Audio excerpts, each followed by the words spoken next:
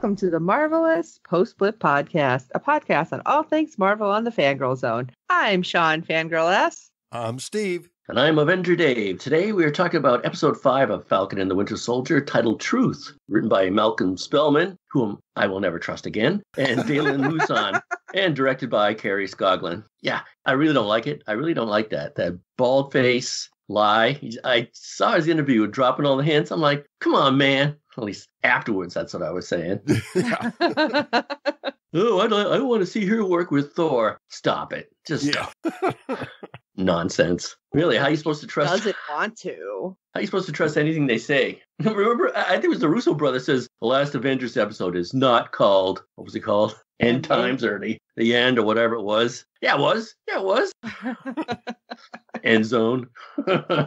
Oh, man. I don't know what they expect. But I'm not bitter, Steve. No, not at all. Well, Dave, I think we should just go right into initial reactions. You should just finish what you're feeling right now. Yeah. You gotta talk us out. Yeah, really. It might be good for you. Well, I think I would give myself 3.5 or 3 out of 5 sad puppy dogs in the rain, because that's how I'm feeling. I know how you feel, Sam. Yeah, this particular episode had a lot of exposition for me and a lot of montages. Kind of reminded me of a CW episode. I mean, really, with the music? The only thing it was missing was some kissing. Like a couple of the kids that never get together get to kiss. Like, oh, boy, if Bucky had kissed Sarah. Oh, there was some eyes. So, boom. Yeah. They should have showed that in a post-credit scene. I'm not flirting with her. Yeah, it wasn't bad, but it left me a little bit of a sad puppy dog in the rain. Steve, what do you think? Well, I thought it was definitely one that needed the exposition that we got to get Sam where he is right now. I really do. I think that's true. Visit with Isaiah was enough to give him some doubt and make him really dig deep inside himself to figure out, is he actually going to go through with this or not? And we know how the outcome came out. So I'm glad to see it. And we kind of tied up all the other loose ends, especially with Zemo. Yeah. We thought we'd got rid of Walker, but maybe not. Guess not. Yeah. I knew this was coming ultimately, especially after the last episode, the ending of the last episode. You knew what was coming, but some of it was still unexpected. And there was a lot of times, I guess, in there, I was like, oh, my God. So, especially with a certain snap, so to speak. Oh, yeah. But I liked it and I wanted some more. But like you said, with all of the stuff with Sam, like training, it's like, I know I felt like we needed it, but I also kind of wanted it to be like a comic book flip, you know, where it was like super quick like that. Like you just seen it all on like one page. Right. But I mean, ultimately, yes, I liked it. And I'm really hoping more comes out. And the after credit scene, yeah, I was like, somebody's gone cuckoo for Cocoa Puffs. So, you know, I was like, all right. He's just a little intense, that's all. A little. Okay. I think somebody needs a nice rest somewhere. Possibly a deep freeze is all I'm thinking. Right. Yeah, because we haven't seen this much outrage since Winter Soldier. Yeah. Yeah, somebody's a little off the deep end. And I have to say, the memes have not disappointed. And I've been sharing a couple with the guys, and especially the Game of Thrones one. It's like, if you have to say you're Captain America all the time, then you're not. It's like, oh, yeah. Who would have thought Game of Thrones logic would fit here? Because it's 100%. And I've seen the memes where it's always like Steve Rogers. He's like, hi, I'm Steve Rogers. I'm a kid from Brooklyn and this. And everything except I'm Captain America. And every time John Walker shows up, it's like, I'm Captain America. I'm Captain. No, you're not. Stop. I just want to hear Charles Dance say that out loud. His voice is just as amazing as Carl Lumley's. Such gravitas. Well, our episode recap is as follows. Sam Wilson, Bucky Barnes, Baron Zemo, John Walker, and Carly Morgenthau must all deal with the fallout of their action. Mm-hmm. Oh, yeah. How do you get there? Getting the shield back. So, pretty awesome. The episode kicks off right after the bloodletting of last week's episode. John Walker has run off into an isolation of a warehouse. Great cinematography there. I always like the lights through the single window. Yes. You know, he's still reeling from the death of Battlestar Lamar and his subsequent murder of Flag Smasher in retaliation. You guys know this. I'm a little strange. I was wondering when in the mid-credit scenes, he's building his own shield. Right. I wonder if he's going to splatter it with a little fake blood at the bottom. Too much. Oh, perfect. Too soon. I don't know who's See, more I was evil. thinking, I'm like, look at this guy. He just did this. And he's like, I'm Captain America. And then he's running away. I'm like, you POS. I don't think Captain America would run away. No. No. So he gets to the point where he sinks to his knees. His dead partner's words are echoing through his head. But when Sam and Bucky find not our Cap, Walker composes himself, standing up and simply saying, time to go to work. Yeesh. Yeah. The two try to stop Walker, encouraging him not to go down a path he knows all too well. But when Sam suggests he give him the shield, Walker takes this all as a tactic, and decides to attack him. This is how it's going to go. Yeah. I don't know. That's the only way he thinks anyway. Yeah, with the whole, you almost had me. I'm like, I know. dude, everything he said is truth. It's like, they can take your record into account. Just don't do what I think you're going to do. Yeah. Yeah. That's kind of a TV trope, too. Oh, this is where this is going. No, but since you're a psycho, yes. I want to say, too, the up close on his face, the up close side view on his face, he looks so much like his dad. Right. Oh, yeah. He totally does. Yeah. It was so strange to see him. He gets a lot of close-ups. And it seems to me that the mask he's wearing is not the mask he's introduced him as Captain America. This one seems to be a little less thick, thinner, form-fitting over his face, except for that little nose flip thing. Right. But it looks better. It does. Unless it was just a weird angle the first time. Right. That had to have been the worst angle ever. I mean, the ears. Yeah. Looked like a Volkswagen with the doors open. He looked like the guy from Up with a mask on. Oh, yeah. Yeah. So that was a great fight. Great fight. John actually tore Sam's Falcon wings off, and he almost killed both him and Bucky a few times. It was close. It was really close because he had, I don't know, he got his anger management T-shirt on for that fight. He wasn't using it. When he had his hands around Sam's throat at one point, I'm like, that's when it would have been perfect for him to hear Battlestar's words in his head. Like, sometimes you're not so great. It's like, you don't think things through. It's like, this would have been the time. And it would have been great had he kind of thought that and then staggered back, but then fought oh no, I'm not going to deal with any goodness. Let's just keep going. Yeah, he was seeing red and everything then. If you go back to Captain America and the Winter Soldier, Bucky had Steve down. He was going to choke the life out of him too, and he just didn't give up on him. Call him Bucky, this isn't who you are. We're friends and all that. And it did work. So eventually the pair team up where Bucky holds him down and Sam rips the shield away on Walker with a resounding crack. Oh my God, that part had me cringing. And I totally yelped out of oh my God. I almost wanted to see his arm at a weird angle though, because I'm weird like that. Yeah, I'm surprised I didn't go there. Yeah. So he's been defeated, but not without a cost to the shield and all three of those men. Okay, before we go on, I couldn't help but squeal a little with the moment when Bucky picks up the shield. Right. And it's like he's holding it and you have the pose, the superhero pose happening. And I'm like, no, it has to be Sam. But oh my God, look.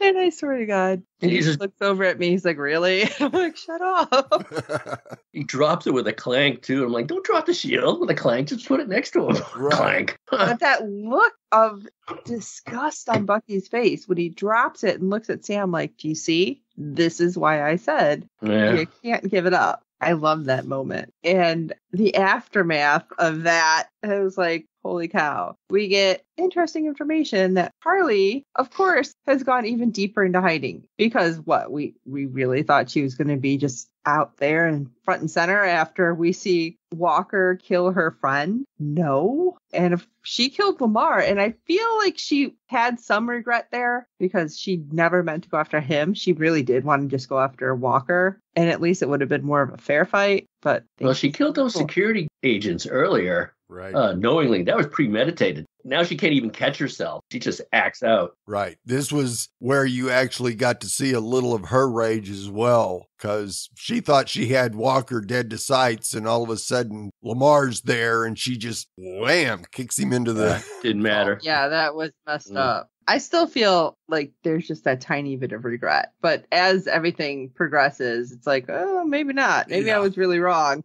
We get Torres back, and he gets to come and talk to, I started to say Cap. well, maybe next episode or next season or episode. But he's talking to Sam to tell him that the government has taken jurisdiction over basically everything Flag Smashers. And so we're grounded. Great. And he looks in the bag. He's like, what's in the bag? It's like, what the heck? Because he seemed so taken with everything Falcon. And to see the wings, I think he was a little sad puppy dog right there. Like, oh, they're Falcon. I wanted to try them. Right? Yeah, that's great. And at the same time, Bucky had left to go find Zemo. It's like, oh, okay. Yeah, how's this going to end? Yeah, I was worried about Bucky. It's like, after everything we just had with Walker, and Bucky actually being the voice of reason, too, going, I've been down this road. You don't want to go there. Right. I was like, he's going to go back down that road. Holy crap. Yep. So Bucky left, Sam's leaving, and Taurus is like, oh, hey, you forgot your broken wings. But all I kept thinking was Mr. Mister, that song. I'm horrible, broken wings, and it was going through my head. It's like, okay, now. If they had broke into the wind beneath my wings, I would have dropped off the couch. Oh my gosh. And Sam just says, keep him. And it's like, oh my God, does this mean Falcon is done? It's over? Because then he's going home. It's like, oh, what does this mean? Right. And I'm like, wait, this is only the 5th episode. Hold on. Only the Take 5th. Take a breath. And it's early in the episode. So no. We can't do that. That would be really weird. Although I don't put anything past Marvel because they've messed with us before. Right. Well, as we said much earlier in our podcast, Torres picks up the wings and becomes Falcon. Yep. Yeah. I keep seeing the pictures of it. So it's like, ooh, it's like, it's not him, but they keep showing the comic book stuff. Right. So, all right, I'm waiting to see some fan art soon. I'm sure we're going to get it. So we go to no longer not our Cap, as back in the States, Walker is forced to pay consequences for what he's done. Good. So he is our Cap? No, he's never our Cap. Okay. No, he's really not our Cap. Yeah. Yeah. Stripped of all his military ranks and benefits and is livid because he believes he was just doing what he was told, which he always has, and is being punished for following orders. I That thought part, this was he's really not cool. wrong.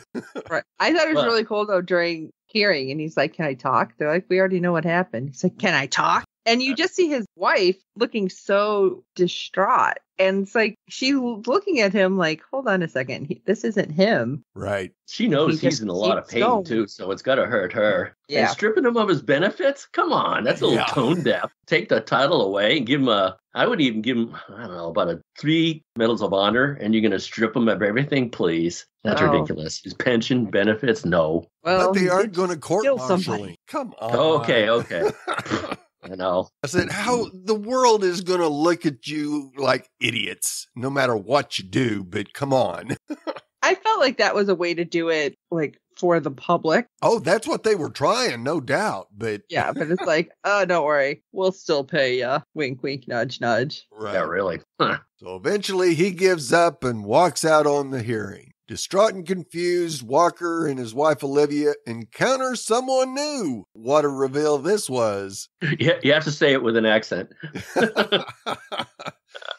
She calls herself Contessa Valentina Allegra de Fontaine. Not bad. And it's none other than Julia Louis-Dreyfus.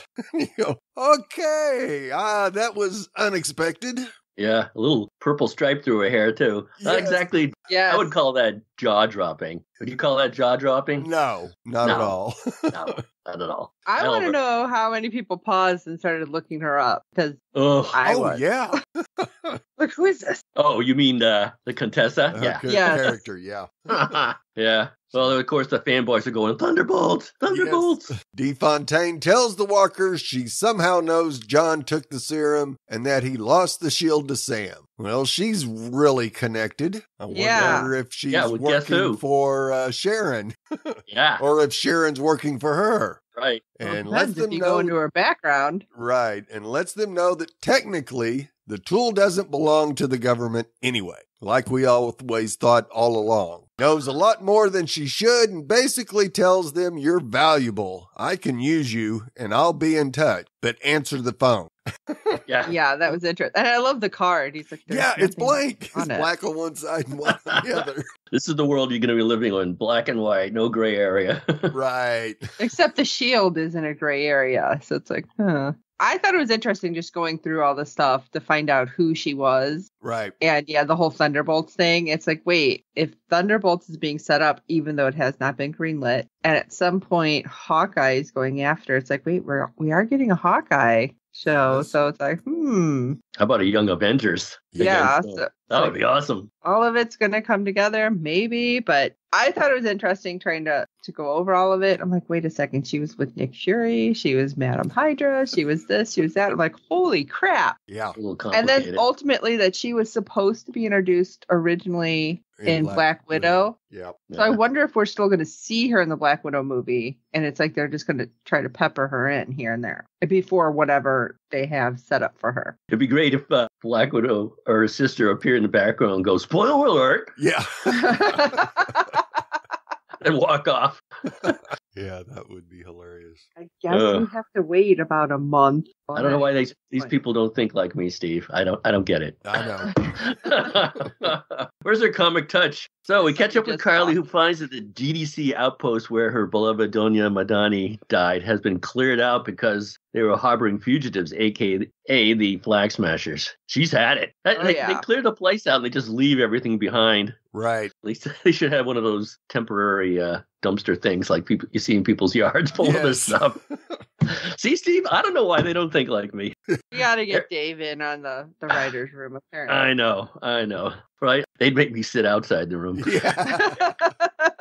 Everything she's doing that she believes is against the door. What's that? With the glass against the door, trying to listen in. They bring me in and had to lower the cone of silence or something. Fine, what do you got? So everything she's been doing and that she believes is for good is being turned against her. And she says it's time for the Flag Smashers to finally act. Right. We find Bucky has easily located Zemo at the Memorial Destruction of Sokovia, which I don't think he was trying to hide too much. No, he had hinted. Have you earlier, you guys visit the memorial? Right. No, of course not. Yes. Yeah. He telegraphed where he was going. Zemo tells Bucky the only way to stop Carly will be to kill her. And for a second, it seems Bucky might think that it's the only way to stop her, and Zemo too, but it's not. I tell you, I was sitting watching it, and my wife was in the kitchen. And I'm like, I do the same thing with sporting events. I'm like, oh my God, he's going to kill her. And I could just hear the from the other room. That's nice. Did you see that throw? No. So he turns him over to the Dora Milaje, and Zemo tells him he holds no grudges. He's crossed his name out of Bucky's book. I really like his character. Yeah. He's not a nice guy, but I don't know. He's not dishonest. Has he ever been dishonest? I mean, really? Here and there.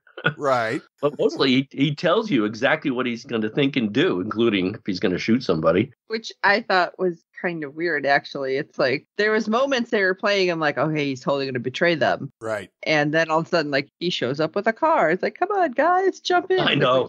Like, and then even this, like, when he's talking, I swear he was going to do the head tilt thing. And when Bucky's holding the gun to him, you see Bucky's hand shaking. And I'm like, oh, is this showing that he's, like, fighting it? And I thought that was really interesting. And I really thought... gives him the look like, yeah, go ahead, I'm ready. Shoot me. He gave him a little nod, like, go ahead. Yeah. And so Bucky pulls the trigger, like, and it just goes click, and you go, what the?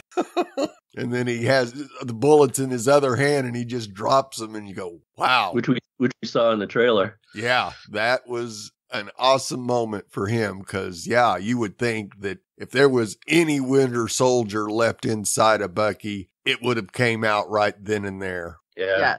And this next moment is where I'm definitely seeing them trying to set up Thunderbolt. Yeah. Io tells Bucky she'll be taking Zemo to the Raft, which is that ocean prison we saw in Captain America Civil War. You don't want to go there, but he should probably not come to Wakanda for a while, considering what's gone on. The White Wolf agrees, but he asked for one more favor, which we won't see until later. So what were you thinking about Thunderbolts? Well, I had no idea what Thunderbolts were, so I had to look it up. And Zemo, and apparently there's like 2 other members that are supposed to be on the raft. And that's how they start planning stuff. And the Contessa is supposed come into play with the raft too. Yeah. Like everything's kind of vague because apparently not a whole lot of people that I was looking at seem to know a whole lot about Thunderbolts, but they're like, wait, this is totally setting it up. But I'm like, wasn't everything setting up in WandaVision like a whole bunch of people that didn't actually come to fruition? So yeah.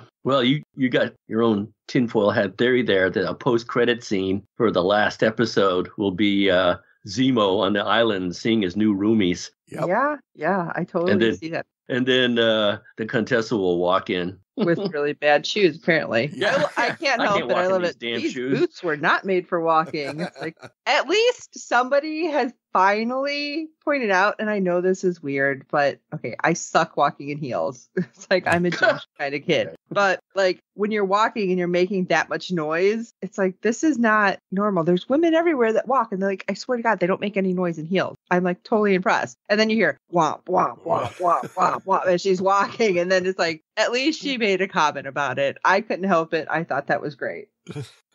But we're way past the boots. We are at Isaiah's truth, which I don't know about you guys. When Sam showed up there, I kind of felt like I knew he had to go there to talk to Isaiah. But I also felt like this could be so emotional for not just Isaiah, but like Sam and Isaiah's grandson, because his grandson is supposedly part of Young Avengers. So it's like, oh, how are these all going to weave into place too? So we find Sam with the shield in Baltimore, headed over to talk to Isaiah. And I love that he runs into his grandson outside playing basketball. And he's like, where are you going? He's like, talk to your granddad. He's like, all right, he's out back. I was kind of surprised that he was so willing this time. And I don't know if it's because he's seen what happened with Captain America. And now he's like, well, yeah, maybe you need to talk to him. Well, he didn't bring a white wolf with him this time, too. Right. And we don't know that Isaiah might have talked it out after those guys left to bring Isaiah down a little bit. He's pretty heated. You never know.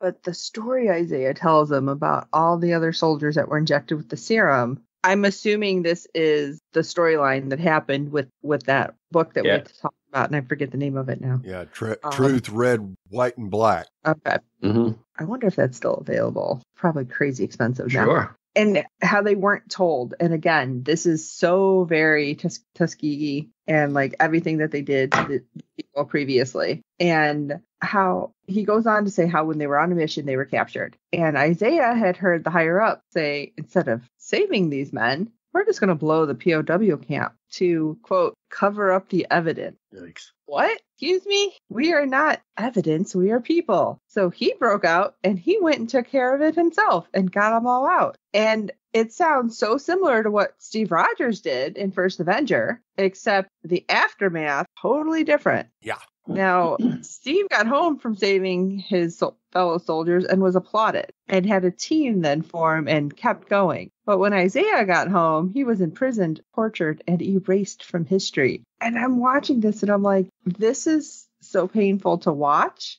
And I know there's a lot of people out there who are a lot more affected by it because it's essentially what's happened to Black people throughout history, especially if they had some power or intelligence that the government ended up taking and using. And so I thought it was powerful. So I know it was like way more for other people. So I was just in awe of the way they played it. Yeah. And I thought they did it respectfully. Obviously, somebody else may have a different opinion, and I want to hear that opinion. So make sure you let us know. It kind of reminded me of the way soldiers returning from Vietnam were treated, too. Yep. Yes. I mean, Isaiah talked about the Red Tails. Right. How they were so celebrated. And then when they came home, there were crosses being burned on their front lawn because it doesn't matter how many people they saved over there. There still was such hatred in the U.S. at the time. And it's still going on. And it's so upsetting. He does go on to talk about how they experimented on him for 30 years. It's like, holy crap. How do you not lose your mind in that time too? And he ends up finding out that his wife had died in that time. They told his wife that he had died, and she'd been writing a ton of letters before that, and they never gave it to him. And a nurse somewhere, which I'm kind of wondering if we're going to get any information on this, took pity on him and helped him fake his own death and eventually gave him the box of letters from his wife. But that time is long gone. He can't do anything. because she was gone. Now, I also was wondering if somehow he had seen her after, because that's what I don't understand, if it's going to play into it. Because if he seen her and she got pregnant while he was being experimented on before he knew, if that's how he could have passed it to his son or daughter, because I'm not sure what she's supposed to have, and then on to his grandchild. Like, I don't know if you guys know any of that. Well, the grandchild, I think, was experimented on with, X-Men. There was an X-Men tie-in. Okay. Right. And then he got so severely wounded that Isaiah had to step in with a blood transfusion. And that Okay, so it's not something from, like, being passed down yet. No. Like, through the blood, that would have been something that might happen in the future. Okay. At the end of the story, after telling everything about what he's gone through, and he looks at Sam and he's like, they're never going to let a black man be Captain America. And no self-respecting black man would ever want to be. And I don't know how much it was that Sam was hurt by the words or if he was letting it all sink in, because he's seen something different than Isaiah. Right. But Isaiah has just been so hurt by everything and betrayed by his own government that I could totally see his side 100%. And at that, Sam just kind of leaves and goes back to Louisiana to see his family, totally shaken by this. And I have to say that I do like the fact that, which we're going to go into, but his sister seems to know more about what happened. So I don't know if he talked to her a little bit, because we kind of get that off-screen thing. Well, he says to his sister, what's all the pain and sacrifice for? Right. So that's for his generation. He knows what Isaiah went through, and he doesn't blame him at all. Right. But he looks at his sister and he says, so what's it all for? Yeah, it was just a real powerful moment. And the fact that Isaiah didn't even want to see the shield, I just thought it was really like, this is a lot more telling than what we've seen. So yeah, I really want to look for that book. I have to see where I can find it, if my comic book shop can get it or not, or if it's, like I said, if it's crazy expensive. Take it away now that I brought us all super down. Well, back home, Sam finds out the buyer for the family boat dropped out. And now his sister Sarah has even fewer options. He decides to start calling in favors from across the community, and it turns into a Wilson family love fest with people from all over lending a hand. That was awesome. I thought that was great. I want to go to that party. And out of nowhere, one of the people happens to be Bucky. Who, of course. Yeah, great entrance there, Bucky. Yeah. Yeah, how are we going to get this off of there? Because he's got two old guys with him. They're like, oh, here, one hand. Super soldier. Yeah. Show off, Bucky. You should see that, Sarah? Wink, wink. Yes. Yeah, he definitely gave her a how you doing look. How you doing? She just smiled right back at him and like, oh no. Now, he's also got some kind of high-tech box from the Wakandans, that aforementioned favor, but Sam holds off on opening it for now. Yeah, I love that. Here, I'm just delivering this. Just sign for it, and I'll be on my way. Really? Really? I know we're going to get to the here part on the dotted line. where he finally opens up the box. I sent while we're doing this, I sent you both a message through Facebook Messenger, because toys always give away what the hero's going to look like. So if you get a chance, peek at that. And because I was wondering, well, what's in the box? Right, of course. I want to know what it looks like. Even more so near the end when he finally opens it. So you can check Messenger while we're doing this, while I'm gabbing away, and you'll see. Spoiler alert for everybody. What's in the box? What's in the box? So I thought I had the worst job ever, but now that I'm out of it, yes, that'll go to John Walker. Walker visits a Lamar family to pay his respects and straight up lies to them about the man he killed, telling them the person he murdered was the one who killed Lamar. He's telling everybody that. Yeah. I feel like he is believing it. That's a little diluted. If that's true, wow. Well, I don't think so. I know he knows that he killed somebody that he shouldn't have killed, and that's just eating away at him. The truth will find a way out, though. Yes, it will. Well, anyway, he leaves the Lamar family in their grief and a little more broken than they already were. Who was that? The young woman there? Was that I'm assuming Lamar's sister? Sister, yeah. Okay. And she gave Walker a look. I know. Like, you're lying out your ass. Yeah. Yes. I'm wondering if she watched it and heard the guy saying it wasn't me. Right. Yeah. Well, Or the whole world if heard that Lamar one, right? maybe told her stuff about sometimes he goes like too far. It's not like her parents are going to be on Twitter or something to see the video, so they'll believe anything. In the meantime, what's Sharon up to? Speaking of characters you may have forgotten about, short change as always, Sharon Carter finally gets another 30 seconds of screen time. She's on the phone with someone speaking French, and the kind of job we realize later is Batroc, who teams up with Carly because he wants to kill the Falcon. Yeah, so one big happy family. The revelation here is that Sharon's broke Batroc out of prison in the first place and is now, for some reason, working against her former Avenger friend. So, and I was thinking about that. Unless she's doing deep cover, because why ruin her reputation just for this show? Right. Or she has gone over to the dark side and, people could die. I don't know why she want to take that risk. Unless, the deep cover is so important that, there's going to be some broken eggs. What do you guys think? I still am holding out hope that she is not the bad guy and that it wasn't Batroc that she was talking to, because you couldn't exactly hear. You just heard like it was like that Charlie Brown teacher. It's like blah, blah, blah. Right, yeah. Yeah, I'm pretty sure it was. So I'm gonna still hold out hope because I mean the whole speech that she gave about Aunt Peggy, that essentially was Steve Rogers' speech from the comic books. It's like you tell the world move. So I'm like, come on, Sharon. You can't be this person right now. Come on. Sure does look like it. I'm holding out hope. So maybe you're right. Maybe she's like super deep cover and like, I don't know, the head of S.H.I.E.L.D., whoever, or Sword, or whatever agency is now involved that's not Hydra is going to be like, all right, girl, you did great.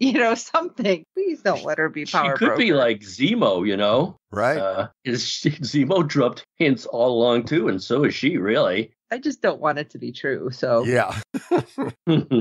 I also don't want to pay taxes, but I gotta pay taxes. So I guess we'll see what happens here. Yeah, and I don't know how they're going to even resolve it right now. I really don't. I know one episode. Yeah, I expect the next, the last episode to be at the GRC in New York City for almost the whole episode. But I figured that if she can break Batroc out of prison, then she can break those guys out of the raft. Yeah, that's very true. She may not need Contessa's help. Yeah. What if she's they're working side by side? Yeah. Wouldn't that be terrible to have Contessa and Sharon team up? There's a post-credit scene for you. Yeah. You guys are killing me, right? Oh, you know that. I don't want it either, Sean. This is what we do. Yeah. Now I'll be thinking about this all week. Yeah. Thanks a lot. I will get no sleep. This will be going through my head. Let's go to a little montage of a day of boat repairs. And kind of fun, right? Watching the guys work together and Bucky not looking like Mr. Scowly Face the whole time. Right. Yeah. He actually smiled several times in this episode. And you go, we haven't seen that before. It was like, oh, that's sweet. But then almost like, wait, what? Why are you smiling? What's going on? We didn't wake up. You woke up on the couch, not a queen-size bed. Right. Which would have been hilarious as they pan back. Oh. Yeah, don't flirt with my sister. Yeah, if you catch my drift. So, thankfully, yes, he wakes up on the bed. Or, I'm sorry, on the bed. Oh, you are picturing it. Yes, I am. Anyway, on the couch, and he first hears and then gets to see Sam's nephew playing with the shield. It's like, wow, psh, psh, like fighting over. Like, it was great. It was so cool watching the kids do it. And Bucky just had this totally sincere smile. Like, this is what he wants to see. Right. And it's just that moment against Isaiah's beliefs. And you hope that these kids don't know how bad everything was. I'm guessing he didn't tell them Isaiah's story. Right. So it's just like, yes, this is what he wants. This is what he's hoping for. This is the symbol for love and heroism. And it could mean so much to them to see their uncle take up this mantle. You And can call him Uncle Sam. Yeah. Everyone calls him Uncle Sam. Yeah, that's kind of weird. I Too almost much didn't on like the nose. Yeah. And so Sam and Bucky end up going outside because when the kids seen Bucky, they hurried up and put the shield away and ran away. It's like, ah! Like, run away. Well, I mean, the one dropped it, then the other one's like, no, run. Yeah, I know. He puts it away. So Sam and Bucky are outside throwing the shield around. And I'm wondering, and I've always wondered this. It's like, okay, is there some kind of like metal bracelet that they wear to get it to come back? Like they're bouncing it off? Because that's the nature of the vibranium. Oh, okay. Because it was going back, and when Bucky caught it, it was like nothing. And then when Sam caught it, I thought Sam was going to go flying with it. And I was like, oh, he's going to grab it. It's going to be like Mjolnir, and he's going to go like, ah, like off to the side. But the first time when it goes right into a tree and just like gets in there, how old was that tree? Yeah, that's where I went. And then at least the next time you see all these like padding things around every tree. Trees. Bucky apologizes to Sam for not understanding what it means to be a black man, considering to take up the shield, because Steve didn't understand either. And the fact that Bucky apologized kind of blew my mind, because I just felt like Bucky was one of those people that would like possibly acknowledge, but never really acknowledge. Like, yeah, okay, I was wrong. Not that I know people like that or anything, and neither could he, just because of their whiteness and their own complex personal relationship to what Captain America Mantle was, understand what the shield ultimately means. So for Bucky, the shield represented basically the only family he's had for decades. And when Sam turned it in, it hurt, because then it's like there's no family left. Right. And this is the moment where I'm like, did he just admit Steve is dead? Because he says Steve's gone. And I'm like, is he gone or is he gone? Right. But I felt like they were admitting something here, which I'm not liking if he's dead and gone. Well, Malcolm Spellman said we'd get an answer in an episode as to Steve's fate, but why should I trust anything he says? Yeah, exactly. Yeah, we had the bygone era statement from Carly, so yeah.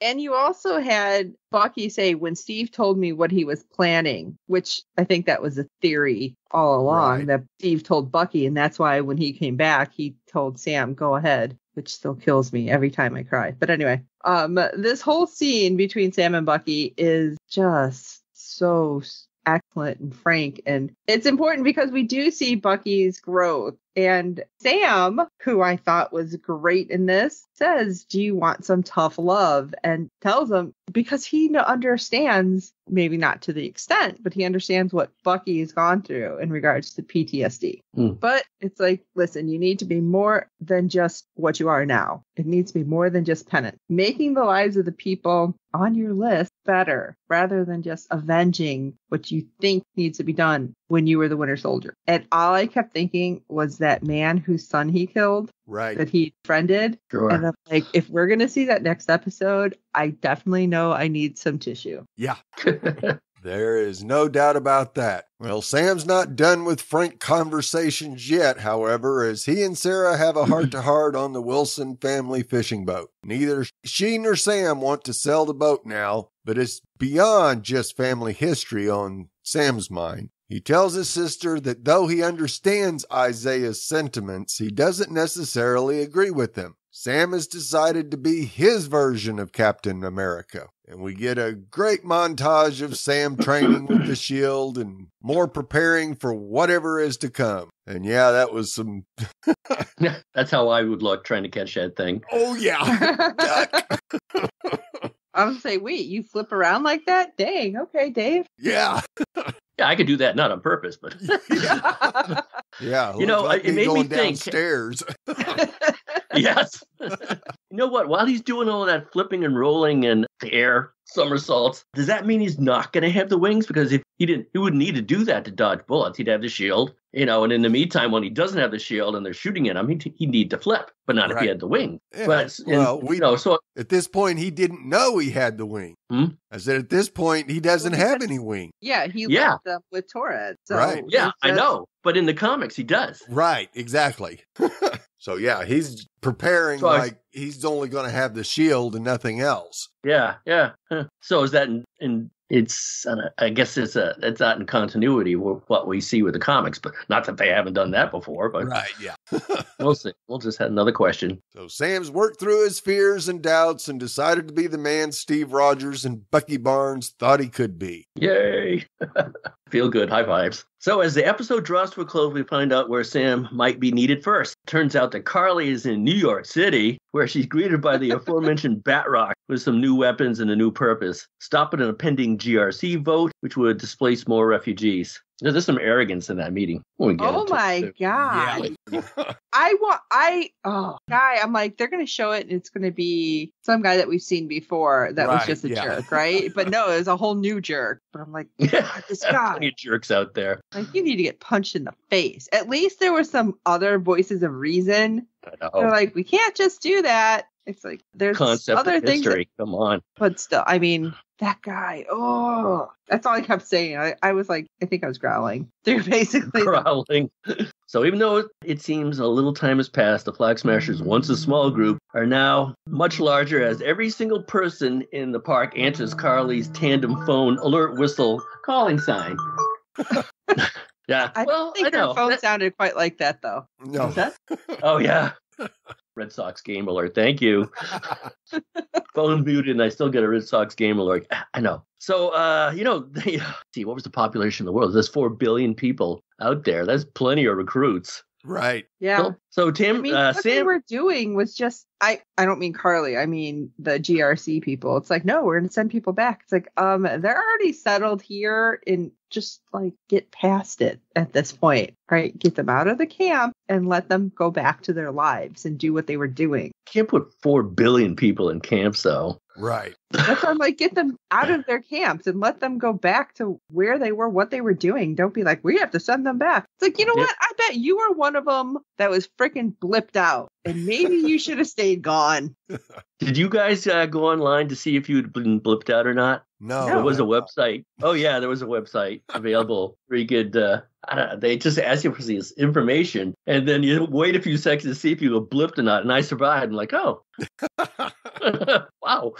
Anyway, Sam and Taurus figure out the location, but not before the Flag Smashers take over the GRC, which sounds like a vitamin store.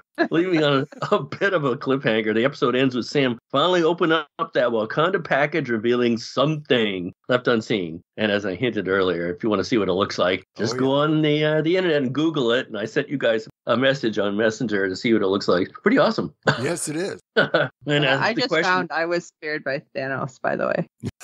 Sure, what? I was spared by Thanos. Thanos. So we have to wonder if it's a new Captain America suit or a new set of wings, or both. Hopefully both. It made me think of Wonder Woman when they introduced her character. They had to come up with a suit, and that was very star-spangled. It had always been star-spangled American, and it was obviously American in the comic, but not so in the movies. Really, right? Yeah, and they don't give you that. And I just wonder, are they going to do that with Sam's new outfit? And it comes from Wakanda. What do they care? You know, unless they say we know where his heart is. What Bucky had to tell him, and what Hasbro says. I love that moment, though. It's like when he opens it up and he just looks. Like, I half expected it to be like a glowing light coming out from it. Right. Yeah. So, speaking of new Captain America apparel, a quick mid-credit scene reveals a determined John Walker constructing his own shield. Yuck. Banging it with a hammer, too, reminiscent of some scenes we've seen before. And like an Iron Man when he's making his suit. Right. He still thinks he's the true Captain America, and it seems like he's going to get a chance to have a showdown with another one. Uh-oh. Awesome. Yeah. Round 2. One of the 3 rounds like Godzilla and King Kong. Yeah. But as he's doing it, I'm just like, yeah, he's gone over the deep end. And for a split second, I'm like, wait, remember how at the end of Endgame, the very end credit scene, which wasn't a scene, it was just the sound. It's like, what if they were trying to say it wasn't them building another Iron Man suit? It was, in fact, this, and how things are getting so warped.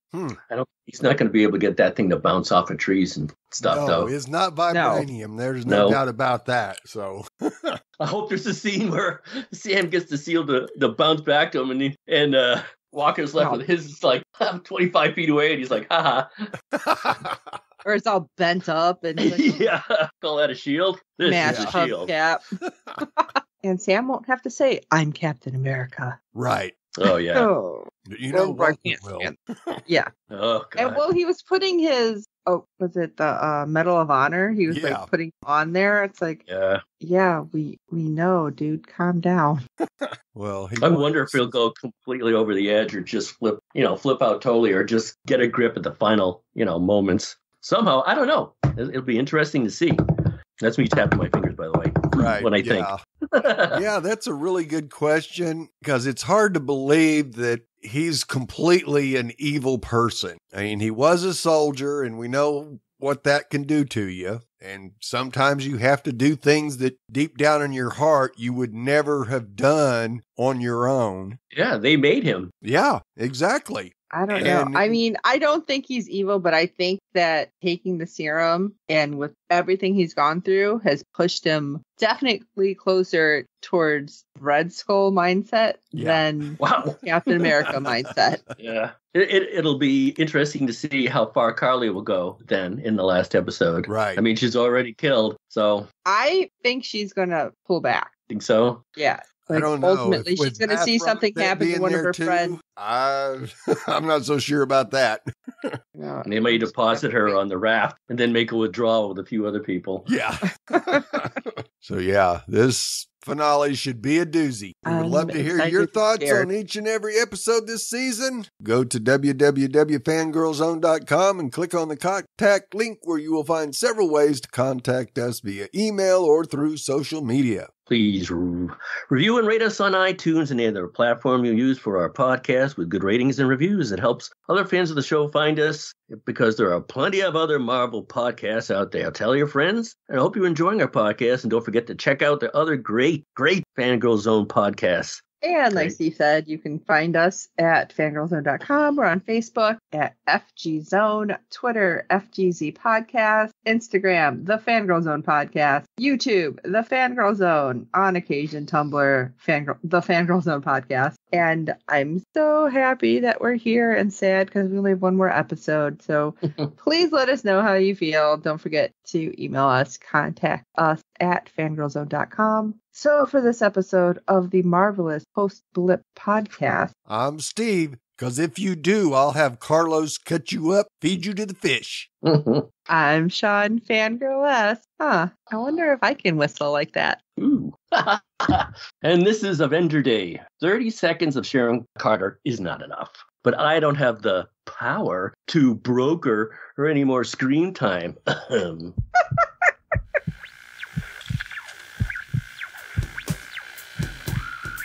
There is nothing wrong with your internet. Do not attempt to adjust your settings. We are controlling the podcast. We control the squealing and the screams. We can make your heart flutter, your eyes blur from tears, or sharpen your mind to crystal clarity. For the next hour, sit back. We are in control of what you hear. We repeat, there is nothing wrong with your settings. You are about to experience the awe and mystery known as the female mind. You are now entering the Fangirl Zone.